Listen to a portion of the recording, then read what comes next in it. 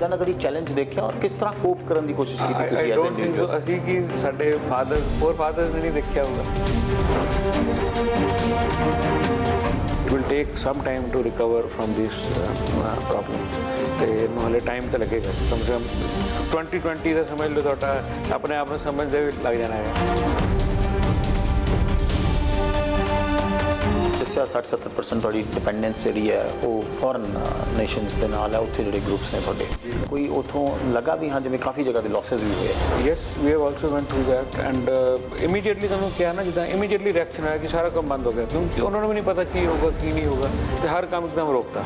ਤੇ ਹੁਣ now slowly things are moving up, ਹੁਣ ਅਸੀਂ ਦੇਖ ਰਹੇ ਹਾਂ।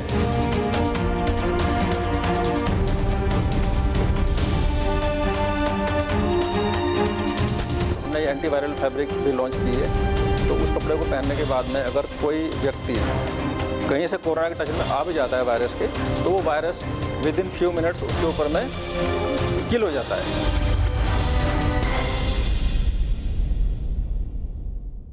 कोरोना संकट ਦੇ ਵਿੱਚ ਪੰਜਾਬ ਦੀ ਇੰਡਸਟਰੀ ਕਿਵੇਂ ਚੱਲ ਰਹੀ ਹੈ, ਇਸ ਦੀ ਤਫਸੀਲ ਨਾਲ ਰਿਪੋਰਟ ਲੈ ਰਹੇ ਹਾਂ। ਅੱਜਕੱਲ ਇੱਕ ਐਸੀ ਇੰਡਸਟਰੀ ਦੀ ਜਿਸ ਨੇ ਤਕਰੀਬਨ ਹਰ ਘਰ ਤੱਕ ਪਹੁੰਚ ਬਣਾਈ ਹੈ ਤੇ ਵਿਦੇਸ਼ਾਂ ਦੇ ਵਿੱਚ ਵੀ ਵੱਡੀ ਮਾਰਕੀਟ ਹੈ। ਹੁਣ ਕਰੋਨਾ ਨੇ ਭਾਰਤ ਤੋਂ ਲੈ ਕੇ ਅਮਰੀਕਾ ਤੱਕ ਅਸਰ ਪਾਇਆ ਹੈ, ਯਕੀਨਨ ਇਸ ਇੰਡਸਟਰੀ ਨੂੰ ਵੀ ਧੱਕਾ ਲੱਗਾ ਹੈ, ਪਰ ਸੰਕਟ ਦੇ ਵਿੱਚ ਇਹਨਾਂ ਨੇ ਕਾਰਡ ਵੀ ਕੱਢੀ ਹੈ, ਉਸ ਬਾਰੇ ਵੀ ਦੱਸਾਂਗੇ, ਪਰ ਪਹਿਲਾਂ ਸਾਈਡ ਇਫੈਕਟਸ।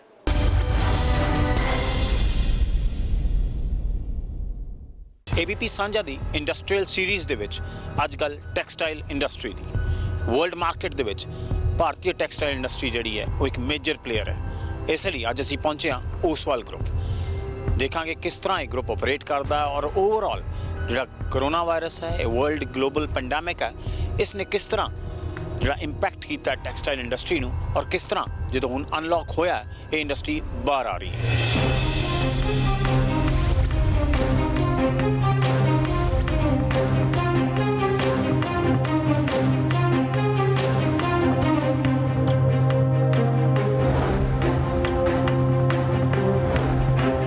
ਚਮਚਮਾਉਂਦੇ ਸਟੋਰਸ 'ਚ ਸ਼ਾਨਦਾਰ ਕੱਪੜੇ, ਕੁਝ ਮਹਿੰਗੇ ਤੇ ਕੁਝ ਪਾਕਟ ਫ੍ਰੈਂਡਲੀ ਇਹ ਕੱਪੜਿਆਂ ਦੇ ਬ੍ਰਾਂਡਸ। ਹੁਣ ਦਿਲਚਸਪ ਪਹਿਲੂ ਇਹ ਹੈ ਕਿ ਸਕਰੀਨ ਤੇ ਜਿੰਨੇ ਵੀ ਬ੍ਰਾਂਡਸ ਤੁਸੀਂ ਦੇਖ ਰਹੇ ਹੋ, ਇਹ ਸਭ ਕੱਪੜਾ ਇੱਥੋਂ ਲੈਂਦੇ ਨੇ। ਨਾਹਰ ਇੰਡਸਟਰੀਅਲ ਐਂਟਰਪ੍ਰਾਈਜ਼ਸ ਲਿਮਿਟਿਡ 550 ਏਕੜ ਜ਼ਮੀਨ ਤੇ ਮੋਹਾਲੀ ਦੇ ਲਾਲੜੂ 'ਚ ਬਣਿਆ ਇਹ ਪਲਾਂਟ ਫੈਲਿਆ ਹੋਇਆ ਹੈ। ਟੈਕਸਟਾਈਲ ਯਾਨੀ ਕਿ ਕੱਪੜਾ ਇੰਡਸਟਰੀ ਦੇ ਇਹ ਵੱਡੇ ਖਿਡਾਰੀ ਨੇ। ਕਰੋਨਾ ਨੇ ਇਹਨਾਂ ਦੇ ਬਿਜ਼ਨਸ ਤੇ ਵੀ ਅਸਰ ਪਾਇਆ। ਕੰਮ ਹੁਣ ਚੱਲ ਤਾਂ ਰਿਹਾ ਹੈ, ਪਰ ਮਾਹੌਲ ਹਾਲਾਤ ਇੱਥੇ ਵੀ ਬਦਲੇ ਨੇ।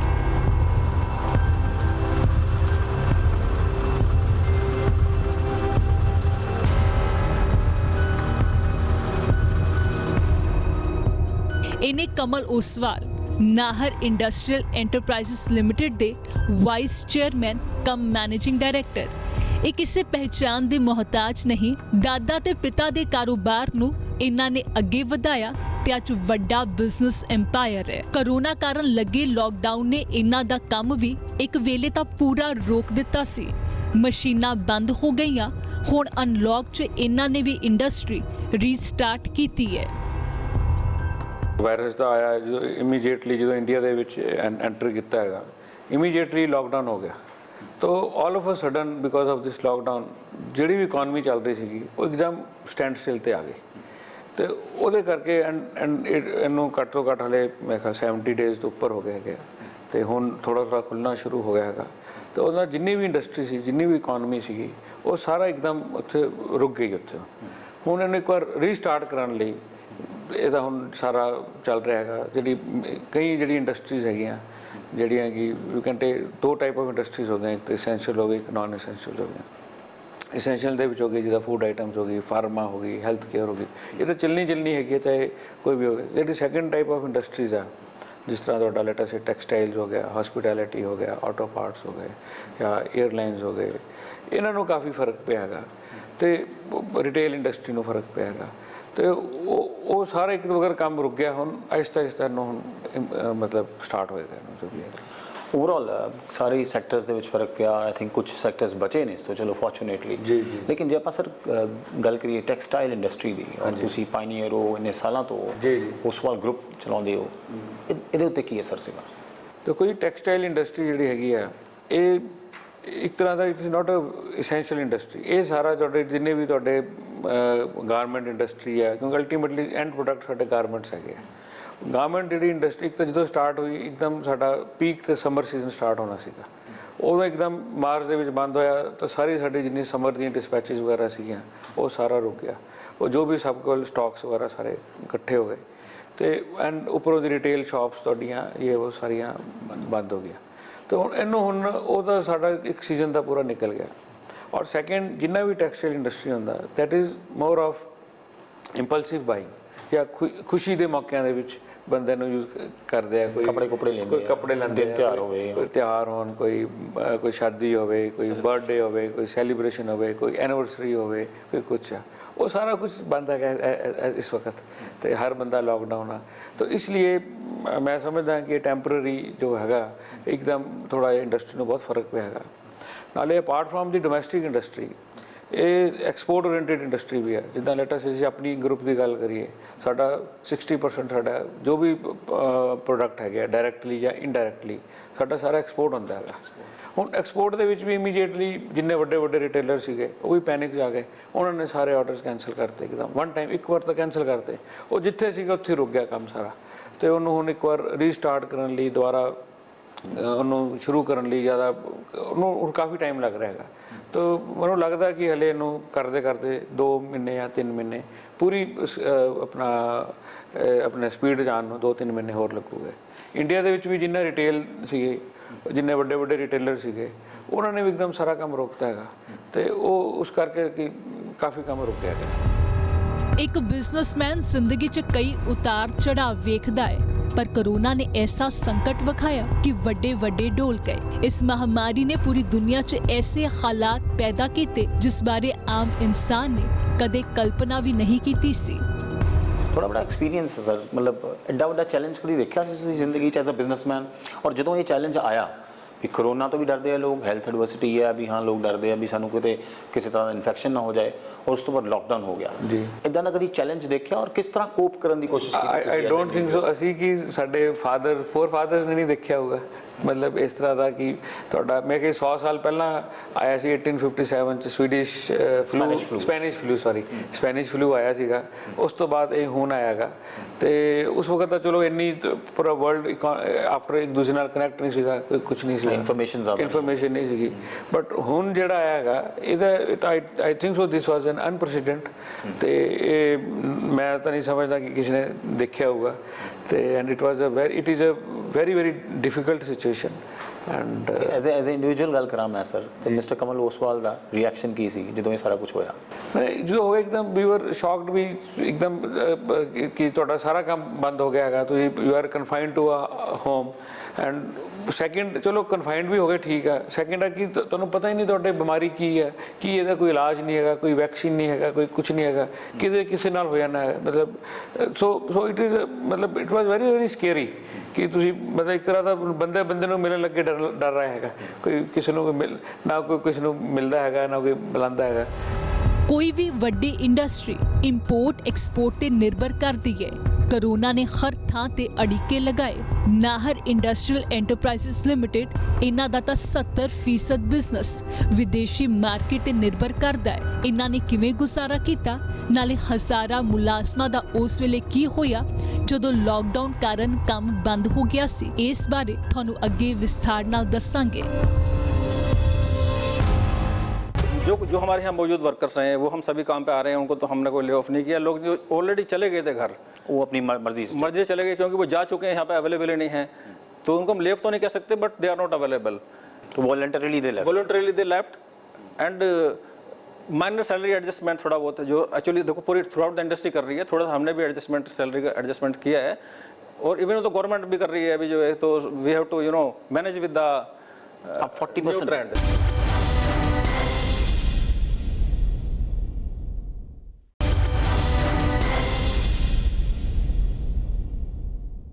लॉकडाउन ਇਸ ਦਾ ਕਿੰਨਾ ਸਾਈਡ ਇਫੈਕਟ ਹੋਇਆ ਇਹ ਉਹਨਾਂ ਨੂੰ ਪੁੱਛੋ ਜੋ ਅਨਲੌਕ ਦੇ ਵਿੱਚ ਵੀ ਸੰਭਲ ਨਹੀਂ ਪਾ ਰਹੇ।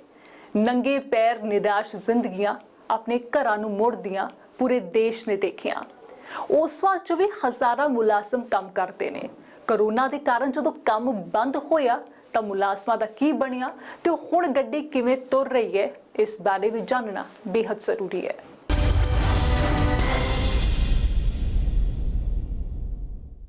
और मैं हाथ जोड़ के प्रार्थना करता हूं कि आप इस समय देश में जहां भी हैं वहीं रहें। अभी के हालात को देखते हुए देश में ये लॉकडाउन 21 दिन का होगा, 3 सप्ताह का होगा।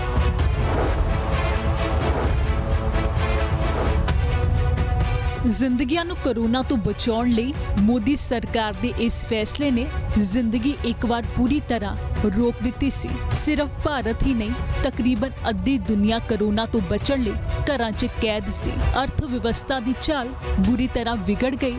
ਸੰਕਟ ਰੋਜ਼ੀ ਰੋਟੀ ਦਾ 7 ਤੋਂ 8 ਹਜ਼ਾਰ ਮੁਲਾਜ਼ਮ ਓਸਵਾਲ ਗਰੁੱਪ ਦੇ ਇਕੱਲੇ ਇਸ ਯੂਨਿਟ 'ਚ ਕੰਮ ਕਰਦੇ ਨੇ। ਵੱਡਾ ਸੰਕਟ ਇੱਥੇ ਵੀ ਆ ਖੜਾ ਹੋ ਗਿਆ। ऐसे ही मालूम पड़ा हम लोगों को कि 24 मार्च को कि भाई लॉकडाउन हो गया है, और एकदम से हम लोग क्योंकि एक बहुत ही बड़े लेवल पे ऑपरेट करते हैं इंडस्ट्री, तो हम लोग के सारा बिजनेस बंद हो गया। सारे हमारे जो फैब्रिक वगैरह जहाँ पे स्टक अप थे, सप्लाईज पोर्ट पे थे तो पोर्ट के ऊपर ही रुक गए। जहाँ फैब्रिक WIP पड़ी थी वहीं पर रुक गई। ऐसे यान के अंदर भी। तो दूसरा ये भी समस्या आई कि भाई हमारे पास इतने जो वर्कमैन हैं फोर्सेज अंदर, करीब हमारे पास 7 to 8,000 का वर्क फोर्स टोटल नहर यहाँ पे लालडू में जो कॉम्प्लेक्स है काम करता है, तो उसको भी हमने टेक केयर करना था। फिर गवर्नमेंट से जो SOP आई उसको भी मेंटेन करना है, उनके रहने का इंतजाम भी करना है, उनको रिटेन भी करना है। तो एकदम से वार फुटिंग बेस के ऊपर में ही फिर हम लोगों को बहुत ही ये सब एक्शन लेना पड़ा कि कैसे हमने अपने वर्कर्स को भी संभालना है जो रह रहे हैं, टेक केयर करनी है, और कैसे मटेरियल को संभालना है, कैसे मशीनों की सेफ्टी भी देखनी है। तो ये सब एकदम फिर हमने किया 1-2 दिन के अंदर में। ਸੰਭਲਣ ਲਈ ਸਮਾਂ ਕਿਸੇ ਨੂੰ ਵੀ ਨਹੀਂ ਮਿਲਿਆ। ਕੰਮ ਜਦੋਂ ਰੁਕਿਆ ਤਾਂ ਮੁਲਾਜ਼ਮਾਂ ਦਾ ਭਵਿੱਖ ਦਾਅ ਤੇ ਲੱਗ ਗਿਆ। ਕਈ ਵੱਡੀਆਂ ਇੰਡਸਟਰੀਜ਼ ਨੇ ਹੱਥ ਖਿੱਚ ਲਏ। ਤਰਕ ਇਹ ਕਿ ਜੇ ਕੰਮ ਹੀ ਨਹੀਂ ਤਾਂ ਤਨਖਾਹ ਕਿੱਥੋਂ ਦਈਏ। ਤੁਸੀਂ ਕਿੱਦਾਂ ਹੈਂਡਲ ਕੀਤਾ? ਇੱਕ ਇਮੋਸ਼ਨਲ ਮੂਮੈਂਟ ਵੀ ਹੋਊਗਾ ਲੋਕਾਂ ਵਾਸਤੇ, ਕਈਆਂ ਨੂੰ ਜੌਬ ਸਕੇਅਰ ਹੋਊਗਾ, ਲੇਬਰ ਜਿਵੇਂ ਆਪਾਂ ਦੇਖਿਆ ਸੜਕਾਂ ਤੇ ਘੁੰਮ ਰਹੀ ਹੈ ਹਿੰਦੁਸਤਾਨ ਦੇ ਵਿੱਚ, ਇਹ ਕਿਸ ਤਰ੍ਹਾਂ ਹੈਂਡਲ ਕੀਤਾ ਉਸ ਸਿਚੁਏਸ਼ਨ ਦੇ ਵਿੱਚ ਤੁਸੀਂ? ਦੇਖੋ ਜੀ, ਜਿੱਦਾਂ ਸਾਡੀ ਇੰਡਸਟਰੀ 'ਚ ਵੀ textile is labour oriented industry, ਸਾਡੇ ਬਹੁਤ ਜ਼ਿਆਦਾ ਲੇਬਰ ਇਨਵੋਲਵਡ ਆ। ਬਟ ਫੋਰਚੂਨੇਟਲੀ ਸਾਡੇ ਗਰੁੱਪ ਨੇ, ਅਸੀਂ ਜਿੱਥੇ ਤੇ ਸਾਡੀ ਇੰਡਸਟਰੀ ਲੱਗੀ ਆ, ਅਸੀਂ ਆਪਣੀ ਫੈਕਟਰੀਆਂ ਦੇ ਵਿੱਚ ਕਲੋਨੀਜ਼ ਹੈਗੀਆਂ ਜਿਸ 60% ਦੇ ਕਰੀਬ ਸਾਡੇ ਅੰਦਰ ਲੋਕ ਰਹਿੰਦੇ ਹੈਗੇ ਆ, ਅਤੇ ਬਾਕੀ ਬੰਦੇ ਵੀ ਸਾਰੇ ਉਸ ਤੋਂ ਬਾਅਦ ਜਿਹੜੇ ਬਾਕੀ ਬੈਲੈਂਸ ਹੈ ਉਹ ਨੀਅਰ ਬਾਏ ਵਿਲੇਜਿਸ ਤੋਂ ਲੜਕੀਆਂ ਆਉਂਦੀਆਂ ਸਾਡੇ ਕੰਮ ਕਰਨ ਲਈ। ਬਟ ਸਾਡਾ ਕੋਈ ਐਸਾ ਕੋਈ ਇਸ਼ੂ ਨਹੀਂ ਹੋਇਆ। ਅਸੀਂ ਸਾਰਿਆਂ ਨੂੰ ਪ੍ਰੋਪਰਲੀ ਉਹਨਾਂ ਨੂੰ ਸੈਲਰੀਜ਼ ਦਿੱਤੀਆਂ ਹੈਗੀਆਂ, ਪ੍ਰੋਪਰਲੀ ਉਹਨਾਂ ਦਾ ਖਾਣੇ ਪੀਣੇ ਦਾ ਅਰੇਂਜਮੈਂਟ ਕੀਤਾ ਹੈਗਾ। ਇੱਥੇ ਲੋਕਡਾਊਨ 'ਚ ਵੀ ਮੁਲਾਜ਼ਮਾਂ ਨੂੰ ਤਨਖਾਹਾਂ ਮਿਲੀਆਂ, ਪਰ ਸੈਲਰੀ ਐਡਜਸਟਮੈਂਟ ਦੀ ਗੱਲ ਇਹਨਾਂ ਨੇ ਵੀ ਮੰਨੀ ਹੈ। जो हमारे यहाँ मौजूद वर्कर्स हैं वो हम सभी काम पे आ रहे हैं, उनको तो हमने कोई ले ऑफ नहीं किया। लोग जो ऑलरेडी चले गए थे घर, वो अपनी मर्जी से चले गए क्योंकि वो जा चुके हैं, यहाँ पे अवेलेबल ही नहीं है, तो उनको हम लेव तो नहीं कह सकते, but they are not available. तो voluntarily they left and minor salary adjustment थोड़ा बहुत जो एक्चुअली देखो पूरी थ्रू आउट द इंडस्ट्री कर रही है, थोड़ा सा हमने भी एडजस्टमेंट सैलरी का एडजस्टमेंट किया है, और इवन तो गवर्नमेंट भी कर रही है अभी जो है, तो we have to manage with the 40% trend. ਹੁਣ ਜਦੋਂ ਮੁਲਾਜ਼ਮ ਵਾਪਸ ਪਰਤੇ ਵੀ ਨੇ, ਬਕਾਇਦਾ ਉਹਨਾਂ ਨੂੰ ਟ੍ਰੇਨਿੰਗ ਦਿੱਤੀ ਗਈ ਹੈ ਤਾਂ ਕਿ ਸਿਹਤ ਨਾਲ ਵੀ ਕੋਈ ਲਾਪਰਵਾਹੀ ਨਾ ਹੋਵੇ ਤੇ ਕੰਮ ਵੀ ਚੱਲਦਾ ਰਹੇ। सब कुछ बंद हो गया था तो हमारे लिए भी नया था, ऐसे ही उनके लिए भी नया था, तो हमने उनको फिर ट्रेनिंग काफ़ी लोगों को दी। HR डिपार्टमेंट के लोगों ने जा करके, शोर फ्लोर के ऊपर भी प्रोडक्शन के लोगों ने ट्रेनिंग दी, भाई ये इंपॉर्टेंट बहुत है, पहले हमने हेल्थ को सेव करना है। तो उसके लिए जो एक SMS की जो गाइडलाइन में, SMS बोलो तो अगर मतलब आपका जो सैनिटाइजेशन है या फिर हमारा मास्क का यूज करना है या फिर सोशल डिस्टेंसिंग मेंटेन करनी है, उसकी क्या इंपॉर्टेंस है और कैसे हम बच सकते हैं कोरोना से, तो उनको काफ़ी हमने एक बड़े लेवल पर ट्रेनिंग दी। कॉलोनियों में जाके भी ट्रेनिंग दी अपनी वर्कर्स कॉलोनी के अंदर में, और वर्कर्स जो हमारे हैं वर्कमैन वो भी काफ़ी मैं कहना इंटेलिजेंट लेवल अच्छा है, तो वो भी समझे उसको और उसकी इंपॉर्टेंस को उन्होंने फॉलो कर रहे हैं। आज हम प्रॉपर मेंटेन कर पा रहे हैं, हर तरह से हाइजीन वगैरह मेंटेन किया हुआ है। जब आते हैं लोग ड्यूटी के ऊपर में तो उनका हम टेम्परेचर मॉनिटरिंग करते हैं, फिर उसके बाद में hand wash, proper hand sanitization करते हैं। जो भी हेल्थ के वो सोशल डिस्टेंसिंग अंदर मेंटेन की हुई है। मास्क लगाना हम सभी लोग वहाँ पे फैक्ट्री के अंदर लगा रहे हैं, जहाँ पे भी लोग गैदर होंगे तो वहाँ पे एक डिस्टेंसिंग मेंटेन करके चल रहे हैं। और उससे ये सब करने से अभी तक हम लोग टचवुड की अभी हम बचे हैं कि हमारे पूरे कॉम्प्लेक्स के अंदर में कोई ऐसा कोई केस अभी तक नहीं आया है। अजे सारे मुलाजम काम 'ਚ जुटे नहीं ने। 100% प्रोडक्शन अजे शुरू नहीं हो पाया क्योंकि मार्केट 'ਚ कपड़े की डिमांड फिलहाल घट है, बाइंग कैपेसिटी घट हुई है। कोरोना ने आम लोगों दी जेबां हल्कियां कर दित्तियां ने, इसलिए कपड़े की मांग घटन नाल प्रोडक्शन भी घट ही हो रही है। करीब 40% कैपेसिटी पे हम लोग अभी ऑपरेट कर रहे हैं।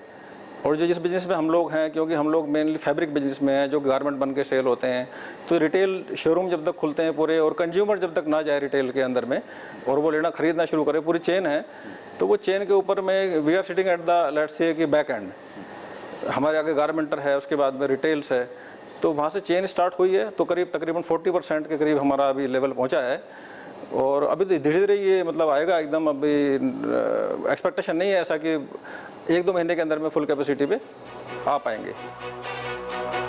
खैर अजे भी हाहाकार मची हुई है, कोरोना का खतरा वधदा जा रहा है, पर इंडस्ट्री का चक्का चलना इसलिए भी जरूरी है क्योंकि अर्थव्यवस्था की रीढ़ की हड्डी है। अजय च किवें इस माहौल नाल एडजस्ट करन दी कोशिश इंडस्ट्री कर रही है ते कोरोना काल च किवें होर ऑप्शंस बारे सोचा जा रहा है ताकि टैक्सटाइल इंडस्ट्री का काम मुड़ रफ्तार फड़ सके, इस बारे तुहानूं अगे दसदे हां।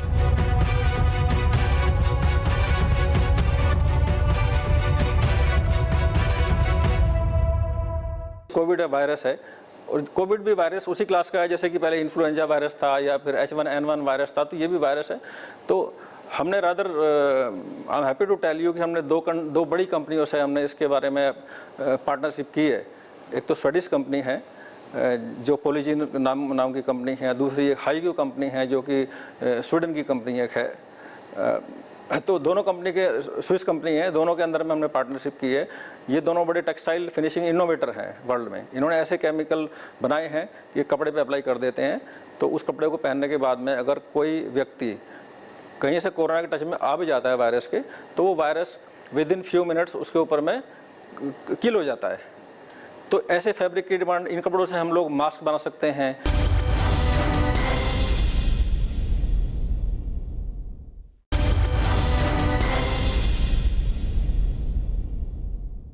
कोरोना दी मार बेहद बुरी है।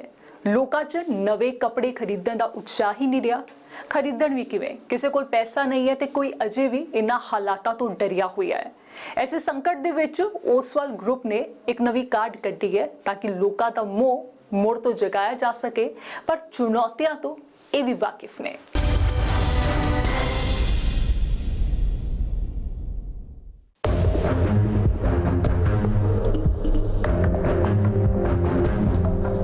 कोरोना वायरस का इलाज अजे तक नहीं मिलिया, पर कपड़ा इंडस्ट्री ने समय के हिसाब नाल जरूर बड़े बदलाव शुरू किए ने। ओसवाल ग्रुप ने एंटी वायरल कपड़ा लॉन्च किया है। ऐसा कपड़ा जो ना सिर्फ कोरोना वायरस बल्कि भविख च भी किसी भी तरह के वायरस तो लोगों को बचा सकता है। दावा वड्डा है। जैसे आप हर तरह का फैब्रिक बनाते हैं, हर तरह की डिमांड्स को डील करते हैं, आजकल वो पीपी किट्स बड़ी आ गई हैं, मास्क बन रहे हैं, कुछ फ्यूचर के लिए है इस तरह का भी, कुछ एंटी वायरल हो जाए, कुछ उस तरह का फैब्रिक है? फ्रेंकली स्पीकिंग अभी हमने काफ़ी इनोवेटिव फैब्रिक बनाए हैं। हम anti microbial anti bacterial type के फैब्रिक तो पहले से ही बना रहे थे। अब एक नई रिक्वायरमेंट आई है कि एंटी वायरल, क्योंकि ये जो कोविड वायरस है, और कोविड भी वायरस उसी क्लास का है जैसे कि पहले इन्फ्लुएंजा वायरस था या फिर H1N1 वायरस था, तो ये भी वायरस है। तो हमने rather I am happy to tell you कि हमने दो बड़ी कंपनियों से हमने इसके बारे में पार्टनरशिप की है। एक तो स्वीडिश कंपनी है जो पॉलीजीन नाम की कंपनी है, दूसरी एक हाईग्यू कंपनी है जो कि स्वीडन की कंपनी एक है। तो दोनों कंपनी के स्विस कंपनी है, दोनों के अंदर में हमने पार्टनरशिप की है। ये दोनों बड़े टेक्सटाइल फिनिशिंग इनोवेटर हैं वर्ल्ड में। इन्होंने ऐसे केमिकल बनाए हैं कि कपड़े पे अप्लाई कर देते हैं, तो उस कपड़े को पहनने के बाद में अगर कोई व्यक्ति कहीं से कोरोना के टच में आ भी जाता है वायरस के, तो वो virus with in few minutes उसके ऊपर में किल हो जाता है। तो ऐसे फैब्रिक की डिमांड, इन कपड़ों से हम लोग मास्क बना सकते हैं, इन कपड़ों से हम लोग गारमेंट, आजकल डिमांड ऐसी भी है शूटिंग शर्टिंग की, specially in countries like US Europe, जहाँ पे लोग बहुत ही फ्रीक्वेंटली कपड़ों को वॉश नहीं कर सकते, क्योंकि उन लोगों के यहाँ पे वाशिंग का नहीं है, फ्रीक्वेंटली वाशिंग का। तो वहाँ पे इस तरह के कपड़े की डिमांड काफ़ी है और काफ़ी आने वाली है। तो हमने we are actually one of the pioneer leader, जो अभी वर्ल्ड लेवल पे हमने, कुछ कंपनी हैं हमारे जैसी एक दो और जिन्होंने ये लॉन्च किया है। तो हमने ये एंटीवायरल फैब्रिक भी लॉन्च की है और इसके मास्क भी बन सकते हैं, पीपीई किट भी बन सकती हैं, मेडिकल गाउन बन सकते हैं। सो इसने फ्यूचर चेंज कर दिया आई थिंक टेक्सटाइल का, नया फ्यूचर चेंज कर दिया। कल को लोग बोल सकते हैं जाके मॉल में कि मुझे एंटीवायरल शर्ट दे दो और एंटीवायरल शर्ट दे दो, एंटीवायरल ट्राउजर दे दो, लोग एंटीवायरल की आएगी डिमांड। ऐसे ही हो सकता है हमारे जैसे कंट्री के अंदर में शायद ये फिनोमेना थोड़ा लेट आए, मतलब हमारे यहाँ भी एक सेगमेंट में आएगा जो निश मार्केट बोलते हैं हम लोग, क्योंकि ये जो फिनिश है little bit they are the costlier, cost element है उसमें। तो वी आर एक्सपेक्टिंग कि ये यूएस यूरोप उन कंट्री के अंदर में डिमांड पहले आएगी और हमारे यहाँ इंडिया के अंदर में भी कुछ सेगमेंट में आएगी। बट हमारे यहाँ जैसे हमने कहा कि हमारा क्या है कि हम एक बार कपड़े पहन के फिर वॉश कर लेते हैं, तो वॉशिंग इज ए सोल्यूशन है। पर उन कंट्री के अंदर में वॉश करने का सोल्यूशन नहीं है, तो वहाँ पर इस टाइप की जो फिनिशेज हैं वो बहुत यूजफुल होंगी। ਕੋਰੋਨਾ ਸੰਕਟ 'ਚ ਲੱਗੇ ਲੋਕਡਾਊਨ ਨੇ ਜਦੋਂ ਕੰਮ ਇੱਕ ਵਾਰ ਰੋਕ ਦਿੱਤਾ ਸੀ ਤਾਂ ਟੈਕਸਟਾਈਲ ਇੰਡਸਟਰੀ ਨੇ ਇਹਨਾਂ ਨਵੇਂ ਪ੍ਰਯੋਗਾਂ ਵੱਲ ਵਧਣਾ ਸ਼ੁਰੂ ਕੀਤਾ। ਹਾਲਾਂਕਿ ਹੁਣ ਇੰਡਸਟਰੀਜ਼ ਨੂੰ ਕੰਮ ਕਰਨ ਦੀ ਖੁੱਲ੍ਹ ਤਾਂ ਮਿਲੀ ਹੈ, ਪਰ ਚੇਨ ਪੂਰੀ ਤਰ੍ਹਾਂ ਬਣੀ नहीं है। स्टार्टिंग में तो रॉ मटेरियल दिक्कत थी, सारे ट्रक सड़कों पर खड़े हुए थे, सभी चीज़ें बंद थी, पोर्ट भी सब बंद थे, तो कहीं से मटेरियल मूवमेंट हो नहीं रहा था। हमारे बहुत सप्लायर बहुत सारे मुंबई में बैठे हुए हैं, अभी भी हैं, जैसे मुंबई में तो बहुत ज़्यादा समस्या है, तो वहाँ से कंटेनमेंट जोन्स हैं, मूवमेंट नहीं हो पा रहा था। तो उसमें भी किसी तरह से ऑर्गेनाइज किया और कुछ, लेकिन हम लोग इन्वेंट्री मेंटेन करके चलते हैं। तकरीबन 1 महीने के प्रोडक्शन के लिए हम लोग रॉ मटेरियल होता है, तो स्टार्टिंग में हमने उससे मैनेज किया, फिर धीरे धीरे ही वो इम्प्रूवमेंट हुआ। अभी काफ़ी कुछ स्मूथ हो गया है अभी, क्योंकि मूवमेंट ट्रक्स वगैरह का बराबर हो रहा है, तो 90% है और 5-10% तो अभी भी थोड़ा थोड़ा कभी कभी होता है, तो उसमें डिले होती है। तो हमें भी फिर अब कमिटमेंट ऐसे ही करना पड़ता है आगे अपने कस्टमर्स को कि भाई depending on the raw material availability हम आपको सप्लाई इस तरह दे पाएंगे। ਪੂਰੀ ਦੁਨੀਆ ਕੋਰੋਨਾ ਕਹਿਰ ਨੇ ਝੰਬ ਸੁੱਟੀ, ਬਾਰਡਰ ਅਜੇ ਵੀ ਪੂਰੇ ਤਰੀਕੇ ਨਾਲ ਨਹੀਂ ਖੁੱਲੇ, ਅਸਰ ਸਿੱਧਾ ਬਿਜ਼ਨਸ ਤੇ ਪਿਆ। ਕਿਉਂਕਿ ਸਰ ਤੁਸੀਂ ਦੱਸਿਆ 60-70% ਤੁਹਾਡੀ ਡਿਪੈਂਡੈਂਸ ਜਿਹੜੀ ਹੈ ਉਹ ਫੋਰਨ ਨੇਸ਼ਨਸ ਦੇ ਨਾਲ ਹੈ, ਉੱਥੇ ਜਿਹੜੇ ਗਰੁੱਪਸ ਨੇ ਤੁਹਾਡੇ ਜੀ, ਉਹਨਾਂ ਦਾ ਇਮੀਡੀਏਟ ਰਿਐਕਸ਼ਨਸ ਕੀ ਸੀਗਾ? ਕਿਉਂਕਿ ਤੁਸੀਂ ਸੇਲਸ ਤੁਹਾਡੀਆਂ ਉੱਥੇ ਨੇ, ਮਤਲਬ ਕੋਈ ਉੱਥੋਂ ਲੱਗਾ ਵੀ ਹਾਂ ਜਿਵੇਂ ਕਾਫੀ ਜਗ੍ਹਾ ਤੇ ਲਾਸਸ ਵੀ ਹੋਏ, you people also went through? Yes, we have also went through that and immediately ਤੁਹਾਨੂੰ ਕਿਹਾ ਨਾ, ਜਿੱਦਾਂ ਇਮੀਡੀਏਟਲੀ ਰਿਐਕਸ਼ਨ ਆਇਆ ਕਿ ਸਾਰਾ ਕੰਮ ਬੰਦ ਹੋ ਗਿਆ, ਕਿਉਂਕਿ ਉਹਨਾਂ ਨੂੰ ਵੀ ਨਹੀਂ ਪਤਾ ਕੀ ਹੋਊਗਾ ਕੀ ਨਹੀਂ ਹੋਊਗਾ, ਤੇ ਹਰ ਕੰਮ ਇੱਕਦਮ ਰੋਕਤਾ। ਤੇ ਹੁਣ now slowly things are moving up. ਹੁਣ ਅਸੀਂ ਦੇਖ ਰਹੇ ਹਾਂ ਕਿ ਸਾਨੂੰ ਜਿੰਨੇ ਆਹਿਸਤਾ ਜਿੰਨੇ ਸਾਡੇ ਆਰਡਰਸ ਹੋਲਡ ਕੀਤੇ ਸੀ ਜਾਂ ਕੈਂਸਲ ਹੋਏ ਸੀ, ਉਹਨੂੰ ਦੁਬਾਰਾ ਉਹਨਾਂ ਨੇ ਰਿਵਾਈਵ ਕੀਤੇ ਹੈਗੇ ਆ, ਉਹਨਾਂ ਨੂੰ ਦੁਬਾਰਾ ਸਾਡੇ ਕੋਲ ਡਿਮਾਂਡ ਆ ਰਹੀ, ਹੁਣ ਦੁਬਾਰਾ ਸਪਲਾਈ ਉਹਨਾਂ ਨੂੰ ਸ਼ੁਰੂ ਕੀਤੀ ਹੈਗੀ ਆ। But it will take 1 or 2 months। ਇੱਕ ਵਾਰ ਦੇਖੋ, ਜਦ ਤੱਕ ਤਾਂ ਤੁਹਾਡਾ ਚੱਕੀ ਚੱਲਦੀ ਪਈ ਹੈ, ਉਹ ਚੱਲੀ ਜਾਂਦੀ ਹੈਗੀ, ਇੱਕ ਵਾਰ ਰੁਕ ਜਾਵੇ ਨਾ ਜੀ, ਫਿਰ ਸਰਕਲ ਨੂੰ ਚਲਾਉਣ ਲਈ ਨਾ, then it takes time. So I think it will take minimum 2 ਤੋਂ 3 ਮਹੀਨੇ, ਅਗਸਤ ਤੱਕ ਪੂਰਾ ਪ੍ਰੋਪਰ ਜੇ ਇੱਦਾਂ ਚੱਲਦਾ ਰਿਹਾ, ਵੀ ਹੋਪ ਕਿ things would be back to the normal. ਤੁਹਾਡੀ ਗੱਲ ਹੁੰਦੀ ਹੋਊਗੀ ਸਰ ਤੁਹਾਡੇ ਕਲਾਇੰਟਸ ਨਾਲ ਯੂਐਸ ਦੇ ਵਿੱਚ, ਯੂਰਪ ਦੇ ਵਿੱਚ ਜੀ, they are also so confident ਵੀ 2-3 ਮਹੀਨੇ ਚ ਹੋ ਜਾਏਗਾ? Yes, they are also confident. Yes, now they are confident. ਜਦੋਂ ਇੱਕਦਮ ਲੋਕਡਾਊਨ ਹੋਇਆ ਸੀਗਾ ਉਦੋਂ ਸਭ ਮਤਲਬ ਘਬਰਾ ਗਏ, ਉਹਨਾਂ ਕਹਿੰਦੇ ਹੋਲਡ ਕਰ ਦਿਓ ਸਾਰਾ ਕੁਝ, ਬਟ ਹੁਣ ਨਾਓ ਦੇ ਆਰ ਕਮਿੰਗ ਅਪ।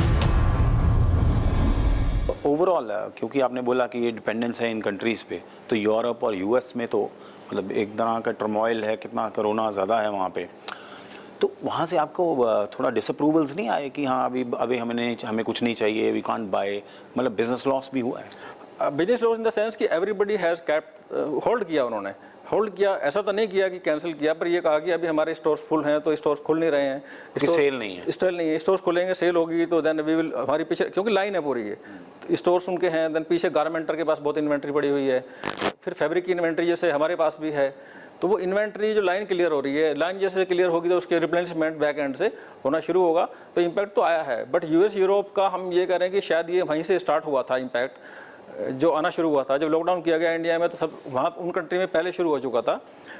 और बिजनेस आने का भी देखो डिपेंडेंसी हमारे जैसे बिजनेस की डिपेंडेंसी बहुत कुछ है इन कंट्री के ऊपर में, यूएस यूरोप के अंदर में। जब ये कंट्री मूव करेंगे, इनके रिटेल्स चलेंगे, वहाँ पे लोग कंज्यूमर करेंगे, तो ही हमारा भी बिजनेस बढ़ेगा, क्योंकि हमारा 70% तकरीबन इन पर डिपेंडेंसी है। 30% में हमारे जो इंडियन ब्रांड्स हैं, बड़े ब्रांड्स, जैसे एक आदित्य बिरला एक बहुत बड़ा ब्रांड है।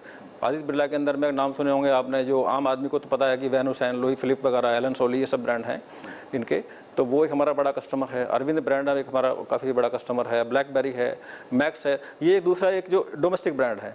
तो सेम सिचुएशन यहाँ पे भी है। अगर आप इंडिया में भी देखते हैं, आज स्टोर खुलने शुरू हुए हैं पिछले तकरीबन एक हफ्ते से। 8 तारीख से गवर्नमेंट ने अनलॉक 2 शुरू किया है, तो स्टोर तो खुले हैं, बट मैं भी अभी लास्ट संडे गया तो स्टोर के तो जो भी तक खुले थे खाली पड़े हुए थे। तो लोगों को स्केयर है, और फ्रैंकली स्पीकिंग लोगों की बाइंग पावर भी थोड़ी सी इम्पैक्ट तो आया ही आया है इसके अंदर। क्योंकि लोगों की सैलरी कट्स हुए हैं, लोगों की सैलरी कट्स हुए हैं, many people have lost their jobs, business hamper हुए हैं, बिजनेस हैम्पर हुए हैं। तो कुछ कस्टमर वहाँ जा भी रहा है, और जो जा भी रहा है तो वो खरीद नहीं रहा। तो धीरे धीरे इम्पैक्ट वो यूएस यूरोप ग्लोबल फिनोमेना है, हमारे यहाँ भी ऐसा ही है इंडिया में। तो एक्सपेक्टेशन है कि धीरे धीरे मूव करेगा, और बहुत ज़्यादा मतलब एकदम से 1 या 2 महीने में तो ठीक होने वाले की संभावना नहीं है। बट हाँ, we should be thinking positive कि पहले भी इतने बड़े चैलेंज आए हैं, तो कोरोना एक सबसे बड़ा चैलेंज है हमारी लाइफ टाइम के अंदर में, हम सभी की लाइफ टाइम के अंदर में, और एक पूरी दुनिया के लिए अनसर्टेनिटी बनी हुई है। बट वी आर एक्सपेक्टिंग कि later sooner will find some solution for this also. ਕਹਿਣ ਨੂੰ ਇੰਡਸਟਰੀ ਨੂੰ ਪੂਰੀ ਛੋਟ ਮਿਲੀ ਹੈ, ਪਰ ਕਰੋਨਾ ਦੇ ਮਾਹੌਲ 'ਚ ਕੰਮ ਚਲਾਉਣਾ ਪਹਾੜ ਵਰਗਾ ਸਵਾਲ ਹੈ। ਅਨਲੌਕ ਹੁਣ ਚੱਲ ਰਿਹਾ, ਤੁਸੀਂ ਵੀ ਆਪਣੇ ਆਫਿਸ ਦੇ ਵਿੱਚ ਹੋ, ਇਹ ਵੇ ਫਾਰਵਰਡ ਕਿੰਨਾ ਕੁ ਆਸਾਨ ਹੈ ਔਰ ਕਿੰਨਾ ਕੁ ਟਾਈਮ ਲੱਗੇਗਾ ਤੁਹਾਨੂੰ ਲੱਗਦਾ ਚੀਜ਼ਾਂ ਨਾਰਮਲ ਹੋਣ 'ਚ? ਦੇਖੋ ਜੀ, ਹਲੇ ਤਾਂ ਮਤਲਬ ਜਿੱਦਾਂ ਹੁਣ ਤੁਸੀਂ ਇੰਡੀਆ ਦੀ ਗੱਲ ਕਰੋ, ਹਲੇ ਤਾਂ ਕਰੋਨਾ ਵੱਧ ਰਿਹਾ ਹੈਗਾ ਜੀ, ਘੱਟ ਤਾਂ ਰਿਹਾ ਨਹੀਂ ਹੈਗਾ।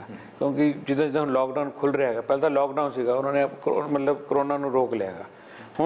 ਹੁਣ ਤੁਸੀਂ ਲਾਕਡਾਊਨ ਖੁੱਲ੍ਹ ਗਿਆ ਹੈਗਾ, ਹੁਣ ਸਾਰੇ ਮਤਲਬ ਬੰਦੇ ਬਾਹਰ ਆ ਗਏ ਆ, ਕੰਮਾਂ 'ਚ ਜਾ ਰਹੇ ਆ, ਆਪਣੇ ਐਕਟੀਵਿਟੀਜ਼ ਕਰ ਰਹੇ ਹੈਗੇ ਆ, ਉਹਦੇ ਕਰਕੇ ਹੁਣ ਇਨਫੈਕਸ਼ਨ ਵੱਧ ਰਹੀ ਹੈਗੀ ਆ। ਜੇ ਤੁਸੀਂ ਦੇਖੋ, ਦਿੱਲੀ ਦੇਖ ਲਓ, ਜਿੰਨੇ ਵੀ ਜਿਹੜੇ ਡੈਂਸਲੀ ਪਾਪੂਲੇਟਿਡ ਸ਼ਹਿਰ ਹੈਗੇ ਆ, ਉਹਨਾਂ 'ਚ ਵਧੀ ਜਾ ਰਿਹਾ ਹੈਗਾ। तो हले मतलब कुछ कह नहीं सकते कि कितना टाइम लगेगा इन्हू ठीक होंदे होए पूरा। ਵੱਡੀਆਂ ਚੁਣੌਤੀਆਂ ਨਾਲ 2-4 ਹੁੰਦੀ ਇੰਡਸਟਰੀ ਨੂੰ ਸਰਕਾਰ ਦੀ ਕਿੰਨੀ ਮਦਦ ਮਿਲੀ, ਐਲਾਨ ਲੱਖਾਂ ਕਰੋੜਾਂ ਦੇ ਹੋਏ, ਪਰ ਅਜੇ ਕੋਈ ਡਾਇਰੈਕਟ ਬੈਨੀਫਿਟ ਨਹੀਂ ਮਿਲਿਆ। ਇਹ ਕਮਲ ਓਸਵਾਲ ਵੀ ਮੰਨਦੇ ਨੇ। देखो, ਜਿਹੜਾ ਵੀ ਇਹਨਾਂ ਨੇ ਗਵਰਨਮੈਂਟਸ ਨੇ ਕਿਹਾ ਹੈਗਾ ਕਿ ਜਿੰਨਾ ਵੀ ਤੁਹਾਨੂੰ ਇੰਟਰਸਟ ਦੀ ਸਬਵੈਂਸ਼ਨ ਦੇਣੀ ਆ, ਉਹ ਉਹਨਾਂ ਨੂੰ ਕਰਦੇ ਆ, ਮਤਲਬ ਉਹਨਾਂ ਨੂੰ ਪੂਰਾ ਬੈਨੀਫਿਟ ਆਉਣ ਨੂੰ ਥੋੜਾ ਟਾਈਮ ਲੱਗੇਗਾ। ਮਤਲਬ ਇਮੀਡੀਏਟਲੀ ਕੋਈ ਜਿੱਦਾਂ ਕੋਈ ਕੈਸ਼ ਹੈਲਪ ਨਹੀਂ ਹੋਈ ਹੈਗੀ। ਮਤਲਬ ਇਹ ਇਨ ਟਰਮਸ ਆਫ ਇਹ ਲੌਂਗ ਟਰਮ ਮੈਜਰਸ ਹੈ ਜਾਂ ਮੀਡੀਅਮ ਟਰਮ ਮੈਜਰਸ ਆ। 2 ਤਰ੍ਹਾਂ ਦੇ ਮੈਜਰ, ਇੱਕ ਲੌਂਗ ਟਰਮ, ਇੱਕ ਸ਼ਾਰਟ ਟਰਮ। ਜਿੱਦਾਂ ਬਾਹਰਲੀ ਵੈਸਟਰਨ ਕੰਟਰੀ ਨੇ ਸ਼ਾਰਟ ਟਰਮ ਦੇ ਦਿੱਤਾ, ਹੁਣ ਹਰ ਬੰਦੇ ਨੂੰ $2000 ਪਰ ਮੰਥ ਦੇ ਦਿੱਤੇ, ਜਾਂ ਮਤਲਬ ਆਪਣਾ ਉਹਨਾਂ ਨੂੰ ਤਾਂ ਕਿ ਹਰ ਬੰਦੇ ਨੂੰ ਕੈਸ਼ ਪੈਸੇ ਦੇ ਦਿੱਤੇ। ਉਹਦੇ ਕਰਕੇ ਕੀ ਹੋਇਆ ਕਿ ਬੰਦਿਆਂ ਵਿੱਚ ਘਬਰਾਹਟ ਨਹੀਂ ਇੰਨੀ ਹੋਈ, ਆਪਣੀ ਕੰਜ਼ੰਪਸ਼ਨ ਨਹੀਂ ਘਟਾਈ ਗਈ। ਇੱਥੇ ਉਹ ਥੋੜ੍ਹੀ ਜਿਹੀ ਇਸ਼ੂ ਸੀਗਾ ਕਿ ਸਭ ਦੇ ਮਤਲਬ ਜਿਹੜੇ ਈਵਨ ਮੀਡੀਅਮਸ MSME ਜਾਂ ਕੁਛ ਆ, ਉਹਨਾਂ ਨੂੰ ਆਪਣਾ ਲੋਨਸ ਦੇ ਰਿਹਾ ਜਾਂ ਕੁਝ ਦੇ ਰਿਹਾ, ਬਟ ਉਹਦਾ ਫਿਰ ਇਫੈਕਟ ਆਉਂਦੇ ਥੋੜਾ ਟਾਈਮ ਲੱਗਣਾ ਹੈਗਾ। ਮਤਲਬ ਇਮੀਡੀਏਟਲੀ ਕੈਸ਼ ਬੈਨੀਫਿਟ ਨਹੀਂ ਮਿਲੇਗਾ। ਜੇ ਸਰ ਤੁਹਾਡਾ ਐਕਸਪੀਰੀਅੰਸ ਹੈ ਉਹਦੇ ਨਾਲ ਗੱਲ ਕਰੀਏ ਤੇ ਕੀ ਕਰਨਾ ਚਾਹੀਦਾ ਤਾਂ ਕਿ ਟੈਕਸਟਾਈਲ ਇੰਡਸਟਰੀ ਦੇ ਨਾਲ ਨਾਲ ਬਾਕੀ ਇੰਡਸਟਰੀ ਜਿਹੜੀ ਸਫਰ ਹੋਈ ਹੈ ਉਹ ਖੜੀ ਹੋ ਜਾਵੇ ਆਪਣੇ ਪੈਰਾਂ 'ਤੇ? ਵਾਟ ਥਿੰਗ ਸ਼ੁੱਡ ਬੀ ਡਨ, ਕਰਨਾ ਕੀ ਚਾਹੀਦਾ? ਦੇਖੋ, 2 ਹੀ ਤੁਹਾਨੂੰ ਦੱਸਿਆ ਸੀ ਕਿ ਮੇਨ ਚੀਜ਼ ਹੈ ਕਿ ਡਿਮਾਂਡ ਕ੍ਰੀਏਸ਼ਨ। ਜਦੋਂ ਹੁਣ ਟੈਕਸਟਾਈਲ, ਜਦੋਂ ਲੈਟਸ ਜਦੋਂ ਹੁਣ ਲਾਕਡਾਊਨ ਖੁੱਲ੍ਹ ਰਿਹਾ ਹੈਗਾ, ਆਫਟਰ ਆਲ ਜਦੋਂ ਦੁਬਾਰਾ ਬੈਕ ਟੂ ਨਾਰਮਲ ਹੋ ਜਾਓਗੇ, ਤੁਹਾਡੇ ਜਦੋਂ ਦੀਵਾਲੀ ਦੁਸ਼ਹਿਰਾ ਆਉਣ ਲੱਗਾ ਹੈਗਾ, ਜਦੋਂ ਤੱਕ ਹੋਪਫੁਲੀ ਕਿ ਵਾਇਰਸ ਜ਼ਿਆਦਾ ਨਹੀਂ ਫੈਲਿਆ, ਵੈਕਸੀਨ ਹੋ ਜਾਂਦੀ ਹੈਗੀ ਹੈ, ਫਿਰ ਆਈ ਥਿੰਕ ਸੋ ਇਹ ਦੇਖੋ ਇੰਨਾ ਵੀ ਹੋਇਆ ਕਿ ਕਹਿੰਦੇ ਕਿ ਪੈਂਟ ਅਪ ਡਿਮਾਂਡ ਹੋ ਜਾਂਦੀ ਹੈ। ਜਿਹੜੇ ਬੰਦੇ ਕਾਫੀ ਦਿਨਾਂ ਤੋਂ ਕੋਈ ਜਾ ਨਹੀਂ ਰਹੇ, ਆ ਨਹੀਂ ਰਹੇ, ਮਤਲਬ ਡਿਮਾਂਡ ਵੀ ਸ਼ੇਪ ਰਿਕਵਰੀ ਵੀ ਆ ਸਕਦੀ ਹੈਗੀ ਆ।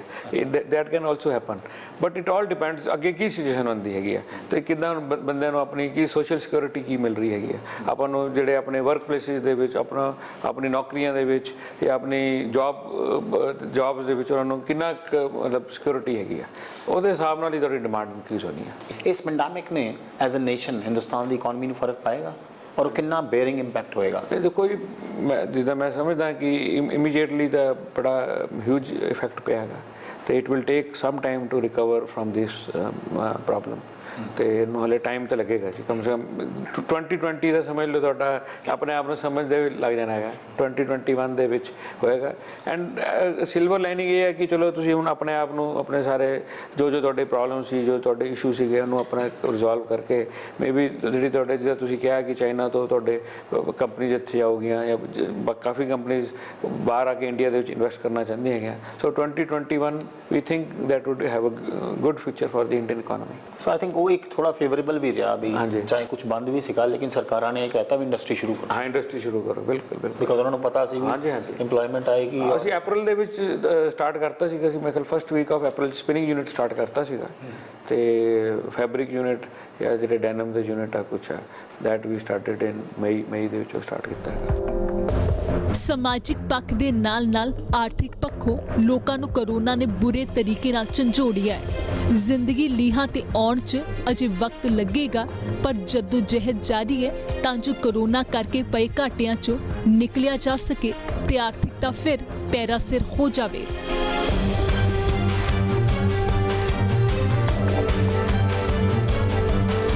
ਆਪਣਾ ਯਾਨ ਸਾਡਾ ਪੂਰੇ ਵਰਲਡ ਦੇ ਵਿੱਚ ਜਾਂਦਾ ਹੈਗਾ, ਸਾਡਾ ਫੈਬਰਿਕ ਜਾਂਦਾ ਹੈ, ਬਟ ਅਨਫੋਰਚੂਨੇਟਲੀ ਜਿਹੜਾ ਸਾਡਾ ਐਂਡ ਪ੍ਰੋਡਕਟ ਹੈਗਾ, ਜਿੱਦਾਂ ਗਾਰਮੈਂਟਸ ਹੈਗੇ ਆ, ਉਹ ਇੰਡੀਆ 'ਚ ਇੰਨੇ ਨਹੀਂ ਬਣਦੇ ਹੈਗੇ। ਅਸੀਂ ਵੀ ਆਪਣਾ ਜਿੰਨਾ ਫੈਬਰਿਕ ਬਣਾਉਂਦੇ ਹੈਗੇ, mostly it is going to Bangladesh, Vietnam and Africa ਜਾਂਦਾ ਹੈਗਾ, ਕਿਉਂਕਿ ਉੱਥੇ ਦੀ ਲੇਬਰ ਕਾਸਟ ਸਸਤੀ ਹੈਗੀ ਹੈ, ਬਟ ਉਹ ਲੇਬਰ ਦੀ ਗਾਰਮੈਂਟ ਦੇ ਵਿੱਚ ਅਵੇਲੇਬਿਲਿਟੀ ਕਾਫੀ ਹੈਗੀ। ਜਦੋਂ ਬੰਗਲਾਦੇਸ਼ ਆ, ਉਹਨਾਂ ਕੋਲ ਤਾਂ ਹੋਰ ਕੋਈ ਆਪਸ਼ਨ ਹੈ ਹੀ ਨਹੀਂ ਨਾ ਜੀ, ਉਹ ਤਾਂ ਸਿਰਫ ਇੱਕ ਗਾਰਮੈਂਟ ਇੰਡਸਟਰੀ ਵੀ ਹੈਗੀ ਆ। ਤਾਂ ਉਸ ਲਈ ਮਤਲਬ ਇੰਡੀਆ ਦੇ ਵਿੱਚ ਇਹ ਥੋੜ੍ਹਾ ਜਿਹਾ ਗਾਰਮੈਂਟ ਇੰਡਸਟਰੀ ਇੰਨੀ ਨਹੀਂ ਡਿਵੈਲਪ ਹੋਈ ਹੈ, ਫੈਬਰਿਕ ਇੰਡਸਟਰੀ ਜ਼ਿਆਦਾ ਮਤਲਬ ਅਪ ਟੂ ਫੈਬਰਿਕ ਸਟੇਜ ਤੱਕ ਇੱਥੇ ਹੈਗਾ, ਜਾਂ ਫਿਰ ਹੋਮ ਟੈਕਸਟਾਈਲ ਡਿਵੈਲਪ ਹੋਇਆ ਹੈ।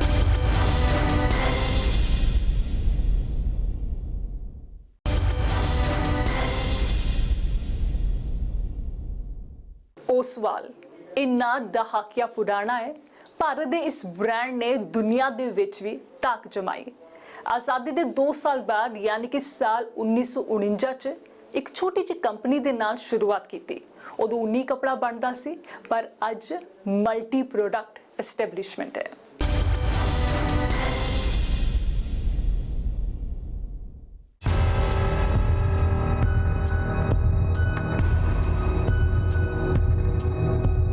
ਕਪਾਹ ਦੇ ਇੱਕ ਖਿੜੇ ਫੁੱਲ ਤੋਂ ਖਿੜੇ ਰੰਗਾਂ ਵਾਲੇ ਇਹ ਕੱਪੜੇ ਤਿਆਰ ਹੋਣ ਤੱਕ ਦਾ ਇੱਕ ਲੰਬਾ ਸਫ਼ਰ ਹੁੰਦਾ ਹੈ। ਉਨਾ ਹੀ ਲੰਬਾ ਸਫ਼ਰ ਹੈ ਚਰਖੇ ਤੇ ਖੱਡੀਆਂ ਤੇ ਰੂੰ ਕੱਤ ਕੇ ਕੱਪੜਾ ਤਿਆਰ ਕਰਨ ਤੋਂ ਲੈ ਕੇ ਇਹਨਾਂ ਵੱਡੀਆਂ ਮਸ਼ੀਨਾਂ ਤੱਕ ਪਹੁੰਚਣ ਦਾ।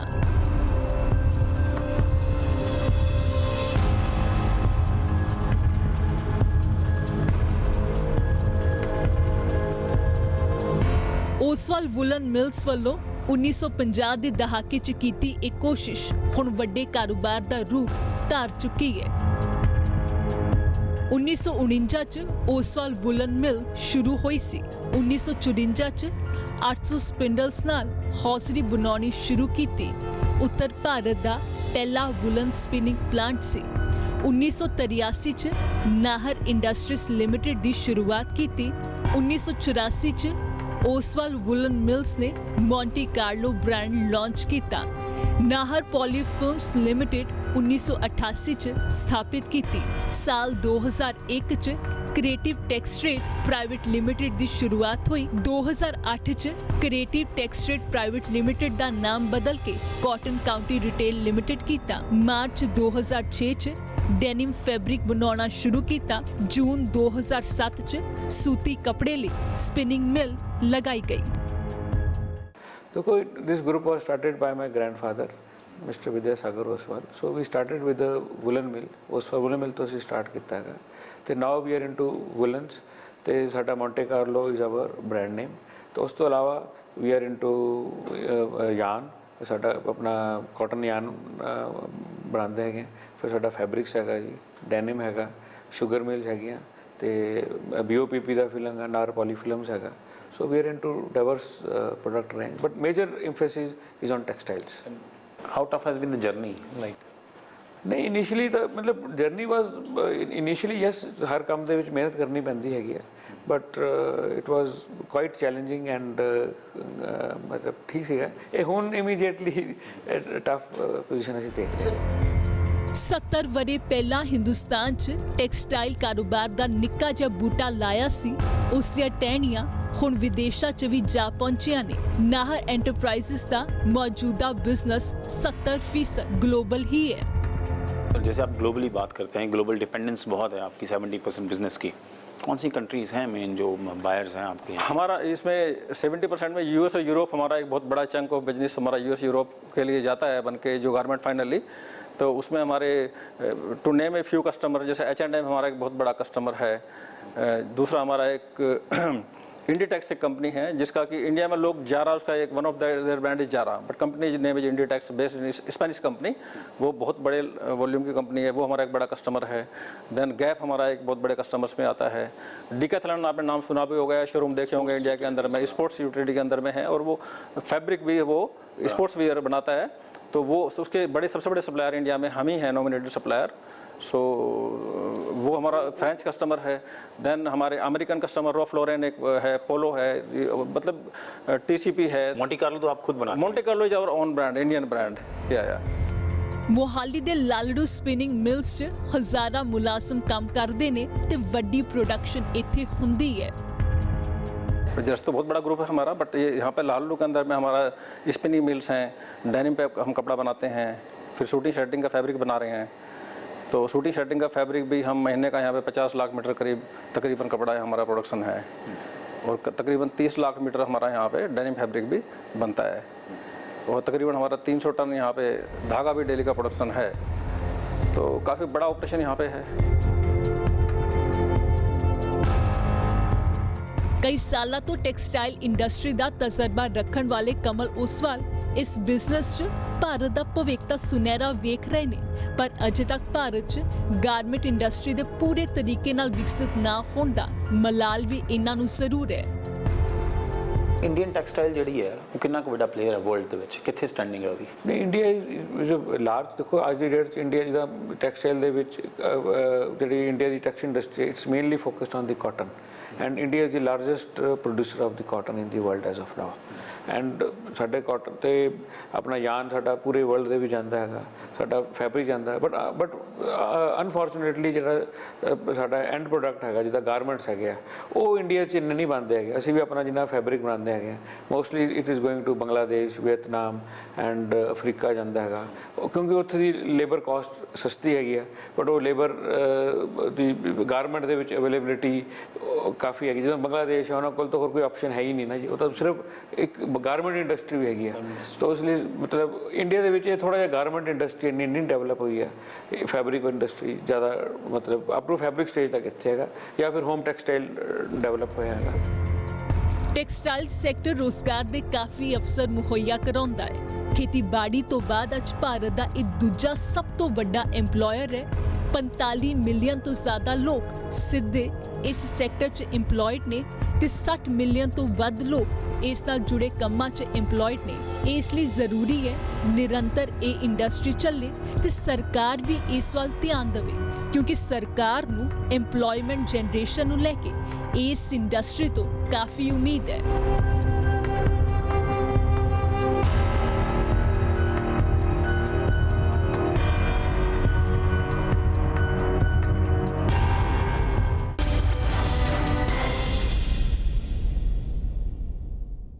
ਇੰਡਸਟਰੀ ਅਨਲੌਕਡ ਦੇ ਇਸ ਐਪੀਸੋਡ 'ਚ ਅੱਜ ਦੇ ਲਈ ਇੰਨਾ ਹੀ। ਅਗਲੇ ਹਫਤੇ ਫਿਰ ਮਿਲਾਂਗੇ, ਕਿਸੇ ਹੋਰ ਇੰਡਸਟਰੀ ਦਾ ਰੁਖ ਕਰਾਂਗੇ ਤੇ ਉਹਨਾਂ ਤੋਂ ਜਾਣਾਂਗੇ ਕਰੋਨਾ ਸੰਕਟ ਨੇ ਕਿੰਨੀਆਂ ਚੁਣੌਤੀਆਂ ਪੇਸ਼ ਕੀਤੀਆਂ ਨੇ। ਫਿਲਹਾਲ ਮੈਨੂੰ ਦਿਓ ਇਜਾਜ਼ਤ ਤੇ ਦੇਸ਼ ਦੁਨੀਆ ਦੀਆਂ तमाम ਖਬਰਾਂ ਲਈ ਦੇਖਦੇ ਰਹੋ ABP ਸਾਂਝਾ, ਜੋਸ਼ ਜਜ਼ਬਾ ਜਨੂਨ।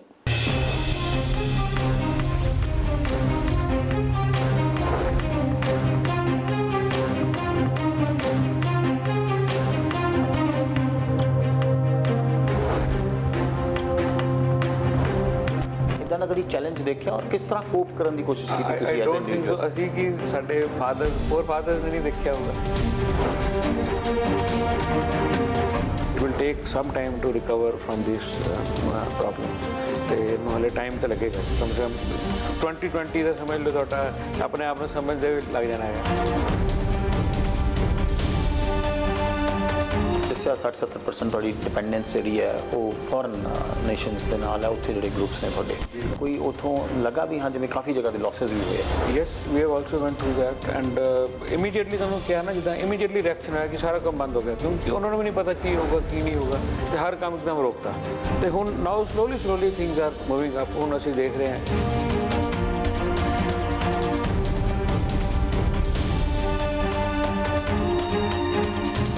नई एंटीवायरल फैब्रिक भी लॉन्च की है, तो उस कपड़े को पहनने के बाद में अगर कोई व्यक्ति कहीं से कोरोना के टच में आ भी जाता है वायरस के, तो वो virus with in few minutes उसके ऊपर में किल हो जाता है।